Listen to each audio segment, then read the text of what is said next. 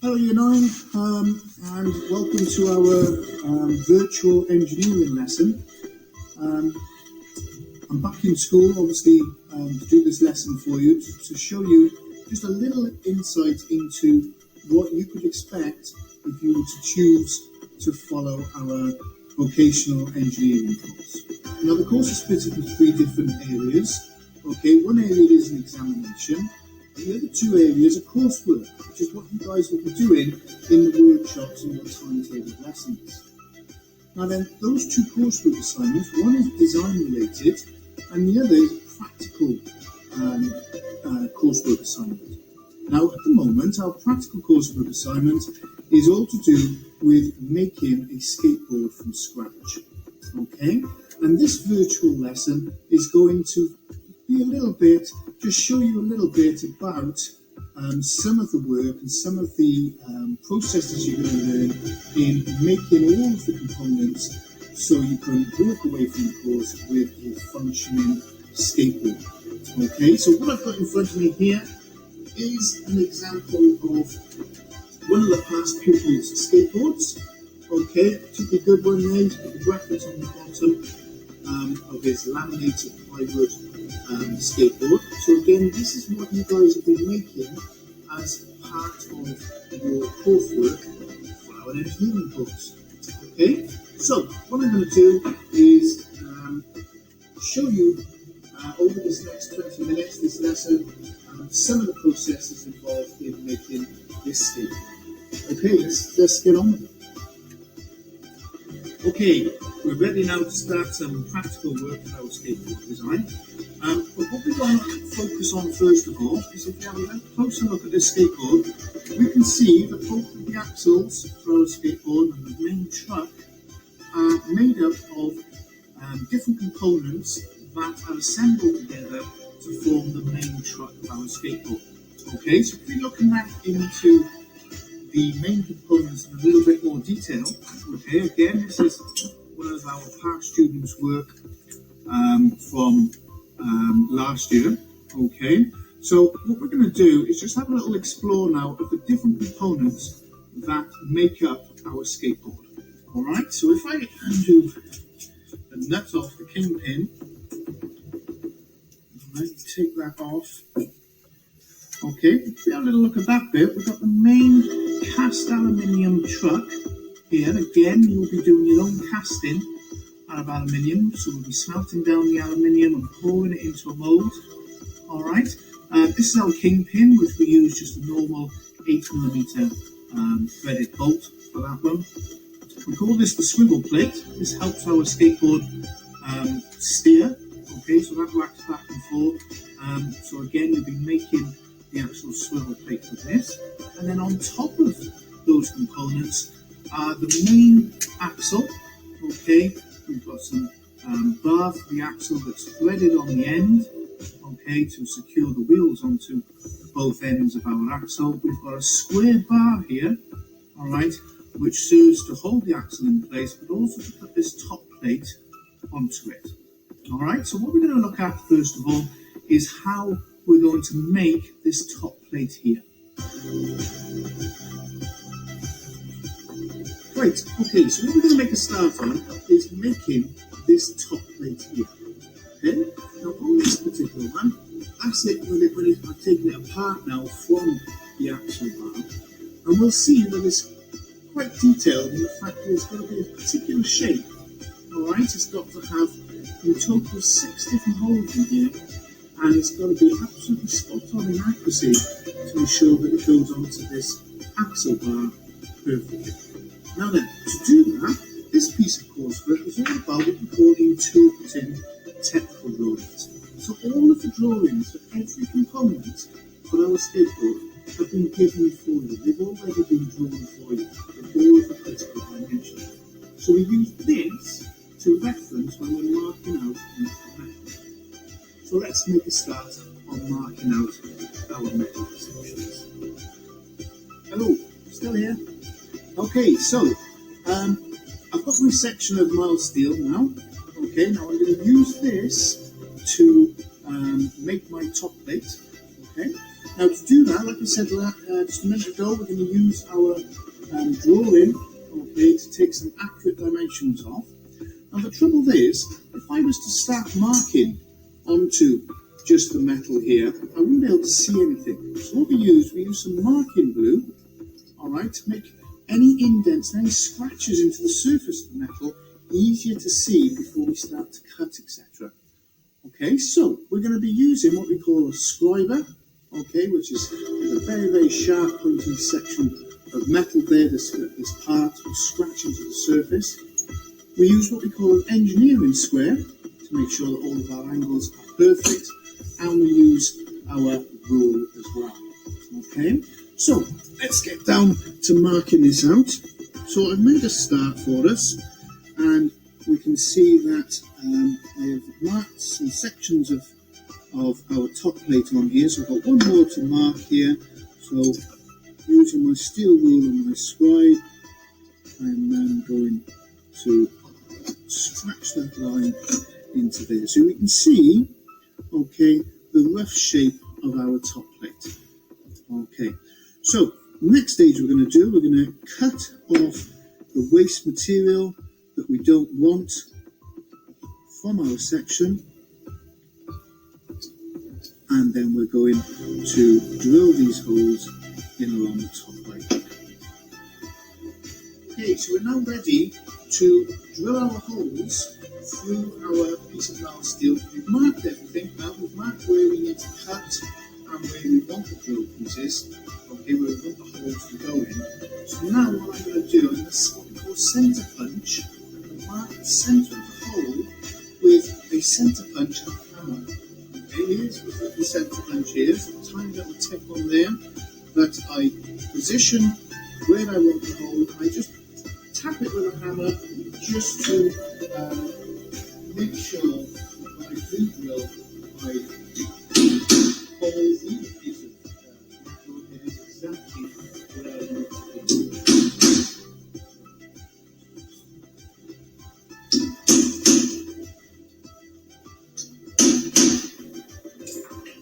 Okay, so there's those four now, they're all marked now, ready for me to drill my holes. Let's move over to the pillar drill now, and we can drill those four holes. So, set up our camera ready.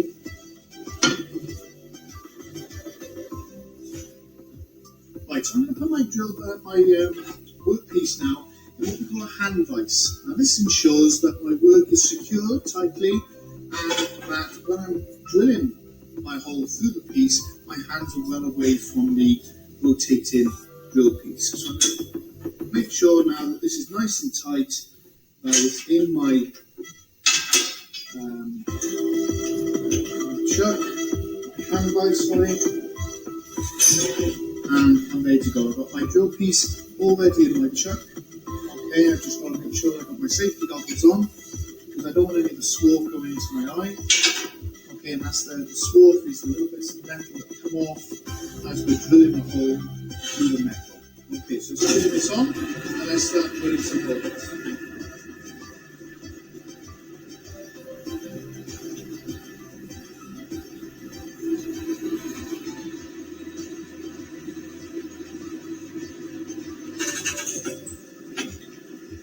Okay.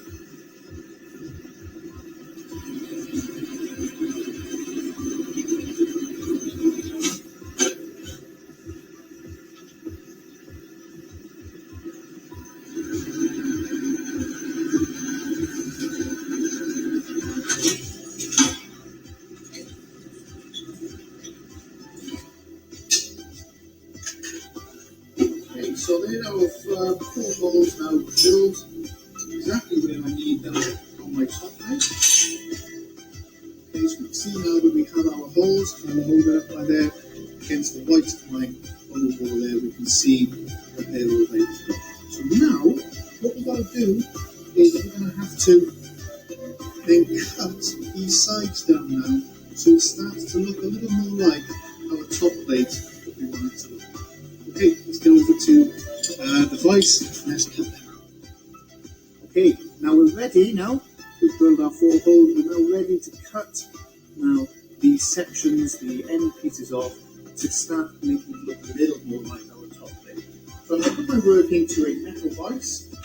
I'm going to try to keep it as low down as possible. Just tighten the elevate now. That's it, guys. And to cut this mild steel, we use what we call a hacksaw. Okay, it's a tensioned thin blade, okay, with very, very fine teeth on there. And what we're going to do is again, first of all, make our little mark there, okay, and then start to cut this down.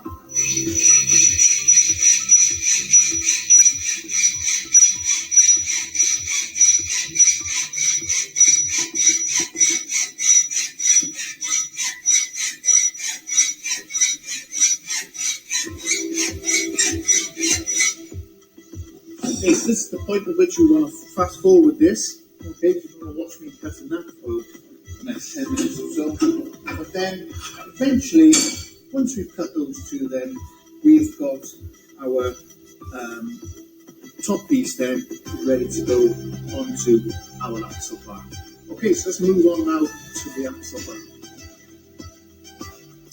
Okay, so our top plate is finished. We have our holes running on the top, and if I use someone else as an example now, we have to put our top plate onto this square bar.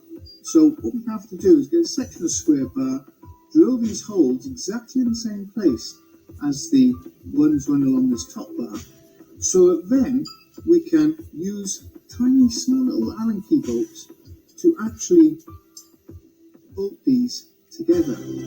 Okay, so we run them along there so that holds it in place. Now the problem is, our square bar, once we've done our holes, haven't got any thread in there. So we have to what we call tap our own thread into our square bar here. Okay, so this is what I'm going to show you now very quickly. It's another process that you guys will do. Okay, so we get some section square bar. Here's our square bar. Okay, I've already drilled the 4 holes that I need. Alright, so I'm going to put this into our vise. Now the new one called a tap and die set. Okay, I'm now going to use one of these to actually turn around to actually cut a thread inside this top bar. Now to do this, I've put it all together for us, but what we need to do is put a little bit of what we call cutting compound onto the tool itself here. Now this will stop it from blunting the teeth on this, okay, and will allow it to cut a lot smoother. So using this, I'm going to put this just on the top of one of the holes, okay, that I've drilled, making sure that it's perfectly straight. I'm going to then begin to tap this thread and try to find the point at which it begins to bite the metal.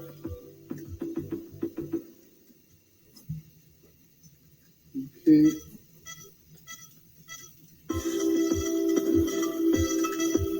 Yeah, it's starting now to bite through. There. Okay. So now it's sat there now. It's pretty straight. I'm pleased with that. So now what I can do, I can begin to turn this now, cutting away at the hole, making sure that I am going right through my square bar. Now what I tend to do is go around 3 times and then go back 2, just to get some of that swarf from inside the hole out. And then keep going until we've got this right the way through our square bar. And back again. And then after a little while then it will become easier. There.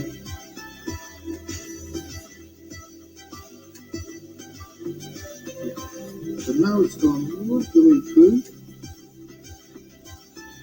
Again, I can go up and down, making sure that that thread bit. We'll run it up and down a couple of times. Now inside that hole we have drilled, we've now got a thread that's cut.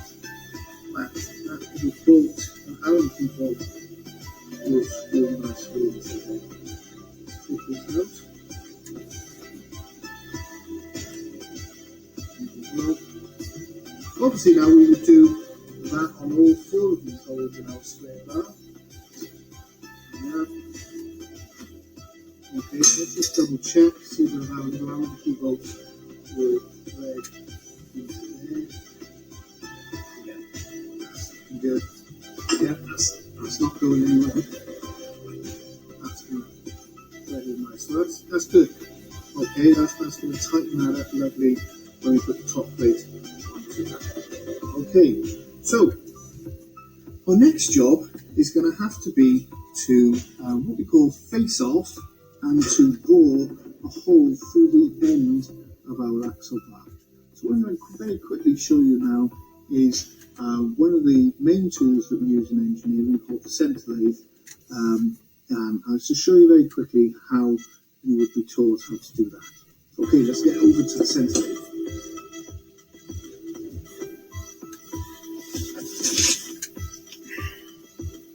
Okay, so the last thing I want to show you guys today in this virtual lesson is the centre lathe. A very, very important machine that you'll use quite a lot in engineering.